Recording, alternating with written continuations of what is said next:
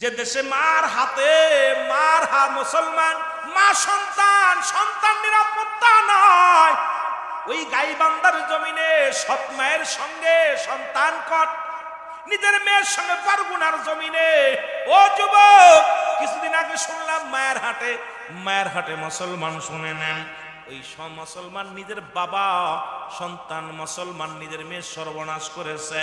এই বরগুনার মধ্যে মুসলমান শুনে নাও অসংখ্য আজকে দেখা যায়, কিন্তু পরকীর একটাই কারণ হলো আজকে আমাদের মাঝে পর্দা নাই। রসুলের কাছে পেয়েছিল সুতার বিবিগণ, অন্যর দিকে নয় রে, তার বিবির নিজের বিবি। আপনার বিবি কালো হোক, আপনার বিবি দলা হোক, আপনার বিবি খাটো হোক, আপনি আপনার বিবির হক আদায় করেন, বিবির সন্ধ্যা মুসলমান বিবি নিয়ে খুশি থাকেন। এই দুনিয়ার মধ্যে যদি খুশি থাকে, ইবাদত বন্দেগী করতে পারেন, জান্নাতের মধ্যে গেলে আপনি পাবেন 70টা করে হুর, একটা দুইটি নয়, 70টা করে নারী দিবরে মুসলমান। যার সৌন্দর্য যদি দুনিয়ার মানুষ দেখত, দুনিয়ার আলো বাতাসে হারে মানত। আজকে জিনার মুসলমান, জিনার শাস্তির বিধান হলো পৃথিবীর মধ্যে যদি কোন যুবক, আজকে যুব সমাজের আয়োজিত আজকের মাহফিল খানা, যদি কোন অবিবাহিত নারী, অবিবাহিত জিনা করে, অবিবাহিত নারী, অবিবাহিত পুরুষ যদি জিনা করে, জিনার শাস্তির বিধান কোরআন মানে নাও মুসলমান। কোরআন থেকে একটু কথা বলি, শুনে নাও বাবারা আমার। এবারে ডাকতে বলে এর বিধান হলো 100 ডুরা গায়ের মধ্যে মারতে হবে।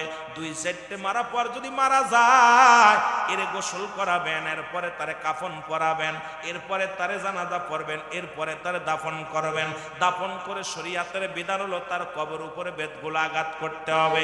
আজকে একটা বিচার যদি এই ঝালকাঠির জমিনে হতো, জীবনেও কোনোদিনের বর্দিক অন্যদিক নজর দিত না। ও যুবক, রাসূল তো নিজেই বলছে, 2টা জিনিস যে ব্যক্তি আমার কাছে জামিনদার হয়ে যাবে, আমি নবী তার জান্নাতে ঢুকায়া দিব, হাত ধরে জান্নাতে নিব।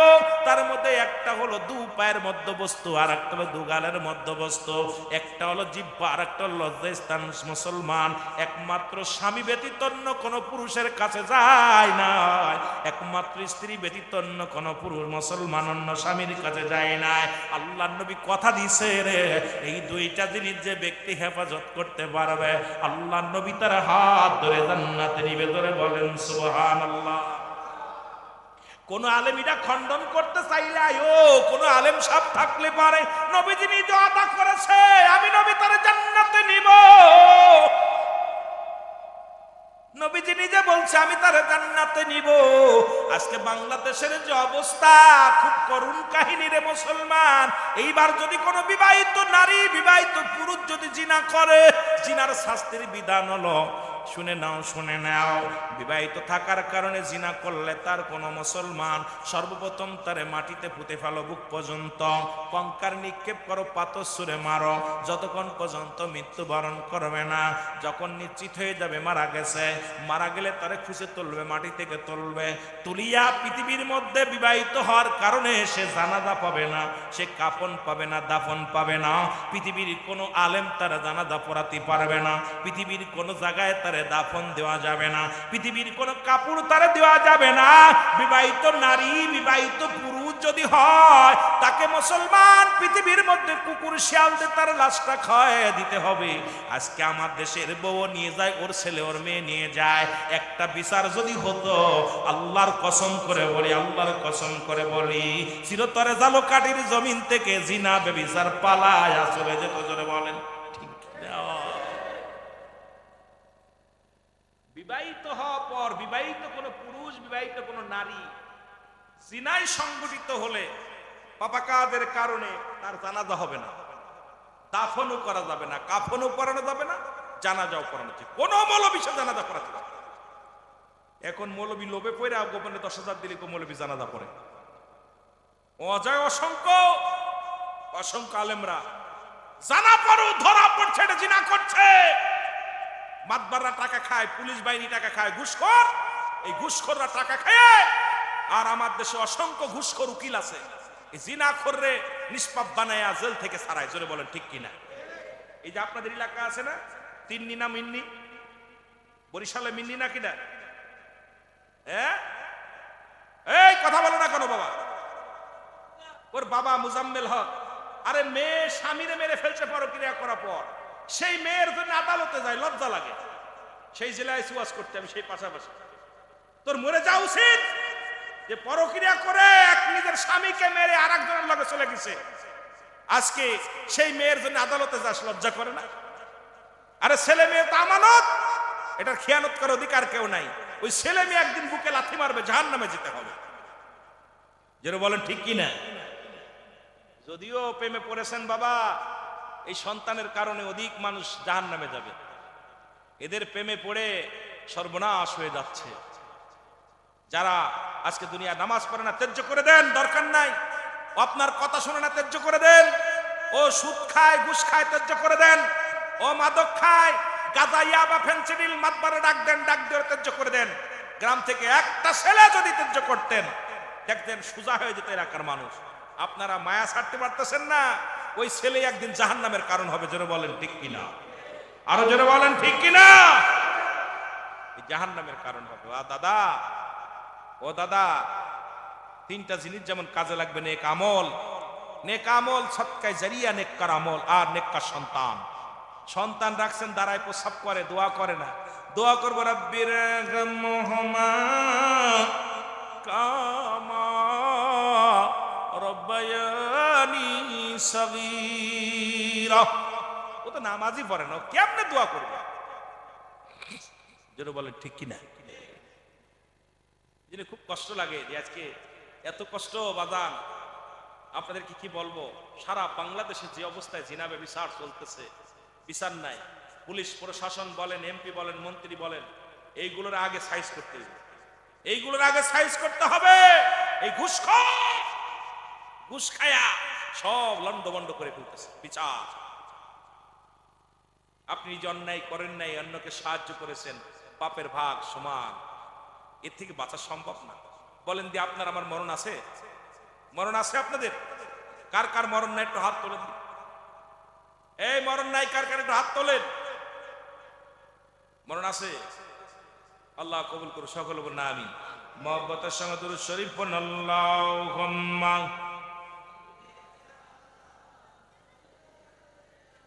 ওরে কেমন করে ঘুমা মানুষ, ফজর করে কাজা, এখনই তেমনই তো হতে পারে জোহরে জানাজা। তোমার এমনই তো হতে পারে জোহরে জানাজা। জোরে বলো মারহাবা। এ দুনিয়ার মুসলমান, নবীর কাছে 3 নাম্বার পেয়েছিল তার বিবিগণ। আজ থেকে নিজের বিবিরে ভালোবাসবো। 4 নাম্বার নবীর কাছে পেয়েছিল সুগন্ধি জিনিস। আরো জোরে বলে সুগন্ধি। আমাদের কাছে বিড়ি, আমাদের কাছে সিগারেট, আমাদের কাছে মদ, আমাদের কাছে গাঁজা, আমাদের কাছে ইয়াবা, আমাদের কাছে ফেনসিডিল। যদি নবীর উম্মত বলে দাবি করতে হয়, আজ থেকে বিড়িতে টান দেওয়া যাবে না। নবীর উম্মত বলে দাবি করতে হয়, একদিনও গাঁজা খাওয়া যাবে না। নবীর উম্মত বলে যদি দাবি করতে হয়, মদ খাওয়া যাবে না, তারি খাওয়া যাবে না, ফেনসিডিল খাওয়া যাবে না। কারণ নবীর কাছে 4 নাম্বার পেয়েছিল সুগন্ধি জিনিস। আজ থেকে সুন্দর যেটা সেটাই ভালোবাসবো। আজ থেকে আমরা মাদককে না বলবো। কে কে রাজি আছেন একটু হাত তোলে। মারহাবা বলেন। অনেক উঠান নাই, মনে হয় বিড়ি খাওয়া ছাড়তে পারবেন না, তাই না? আরে একটা বিড়িতে 3 সেকেন্ডের হায়াত কমে। ভাই বড় আশ্চর্য হয়ে গেছি। আমি কিছুদিন আগে একটা গজল গাইতে শুনেন নাই? এরে কবরেতে আগুন পাবি, বিড়ি পাবি না, খারে জম্মের খাওয়া যত খাবি খা। হায় রে খারে জম্মের খাওয়া যত খাবি খা। কবরেতে আগুন পাবি, বিড়ি পাবি না, ফেরেশতারা খায় না ঘুষ, থাকিবে না তোর যে হুশ। মুগুর মারিবে ধরে, মুগুর মারিবে ধরে, রক্ষা পাবি না। কবরেতে আগুন পাবি, বিড়ি পাবি না। হায় হায় কবরেতে আগুন পাবি। নাই যে কেউ সঙ্গের সাথী, কি জ্বালাইবে ঘরের বাতি। নাই যে কেউ সঙ্গের সাথী, কি জ্বালাইবে ঘরের বাতি। এমন আযাব হইবে সেদিন কেন বোঝো না, এমন আযাব হইবে সেদিন কেন বোঝো না, সময় থাকতে গাঁজা মদ তোমরা ছাড়ো না, সময় থাকতে ইয়াবা ফেন্সিল তোমরা ছাড়ো না। ওরে খারে জম্মের খাওয়া যত খাবি খা, তুরা খারে জম্মের খাওয়া যত খাবি খা, কবরেতে আগুন পাবি বিড়ি। ঠিকই না কথা গান পাবেননি? অনেক বিড়ি খোররা আমার পর কষ্ট পায়। বাইরে বিড়ি খাইলে কত বিপদ জানেন? বিড়ি খাইলে গায়ে কয় গন্ধ, জামায় কয় গন্ধ, হাতে কয় গন্ধ, মুখে কয় গন্ধ, দাড়িতে কয় গন্ধ। ওর কাছে বউ থাকে কেমনে এটাই বুঝে করবে না। বিড়ি খোরের কাছে বউ থাকে কেমনে? কি ভাই কষ্ট পান? কষ্ট পান? সব জায়গা গন্ধ হয়ে যায় বিড়ি খোরের কান্দের জন্য। ওর অনেক বিড়ি খোরা কষ্ট। ভাই তোদের পায়ে ধরে বলি, আরে মানুষ তো মরে গেলে দেয় আগুন, জাহান্নামে দিব আগুন, আর তোরা দুনিয়ায় থাকতে দিস মুখী আগুন। আল্লাহ সমস্ত আসমান বানাইছে যেমনি জমিন এমনি বানাই নাই। জমিন আসমান জমিন মানব যেমনি বানাইছে আল্লাহ মানব এমনি বানাই নাই। আল্লাহ কয় ফেরেশতা যেমনি বানাইলাম আমি এমনি বানাই নাই, আমি আমার কুদরতি হাত দিয়া মানুষকে বানাইছি।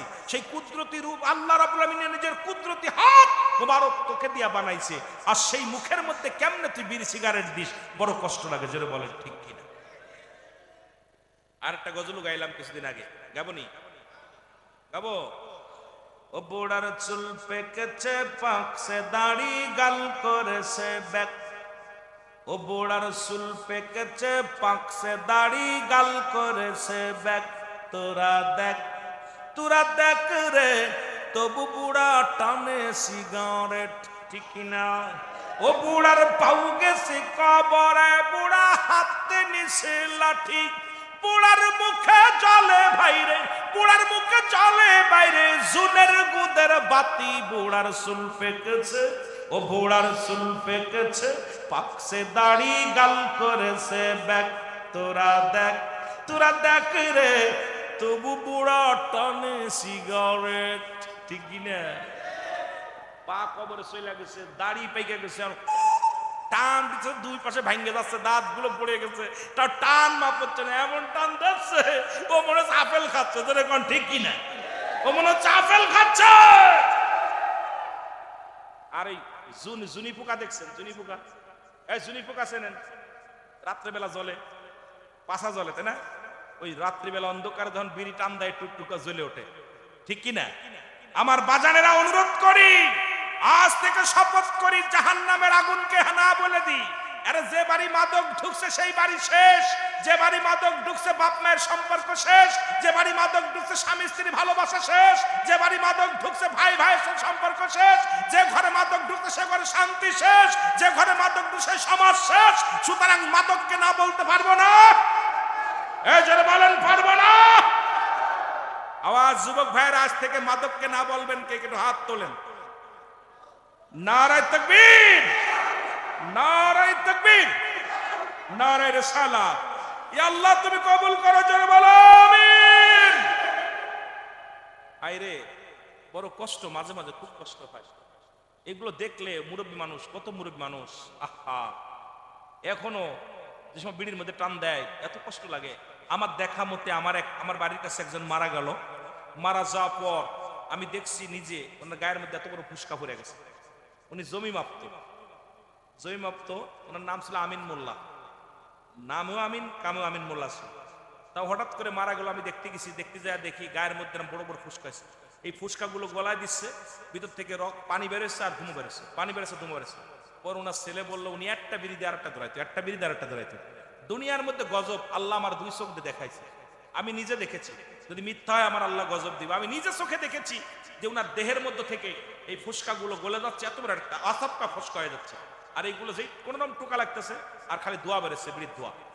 এইটা দুনিয়ার মধ্যে আমি নিজে চোখে দেখেছি। সুতরাং আমি তোদের পায়ে ধরে আব্বা, জালকাঠির জমিনে যেহেতু আনছে আমার আল্লাহ আনছে, এই জালকাঠির জমিনে কায়েস সাহেব হুজুর, আহা যিনি জগৎ বিখ্যাত একজন আল্লাহর মাহবুব বান্দা, যিনি শুয়ে আছেন জালকাঠির জমিনে বিশাল কামেল মাদ্রাসা, চরমনার জমিনে হুজাল্লাহর ওলি শুয়ে আছেন, এই আপনাদের বরগুনার জমিন আল্লাহর ওলিরা শুয়ে আছেন। সেই জমিনের মানুষগুলো যদি এখান থেকে আমরা যদি একটু ইসলামের বিধান মেনে চলি, শান্তি আসবে কি আসবে না? জোরে বলেন, আসবে কি আসবে না? আহা, আল্লাহ কবুল করুক, সকল বলুন আমিন। মহব্বতের সঙ্গে দুরূদ শরীফ পড়ুন, আল্লাহুম্মা।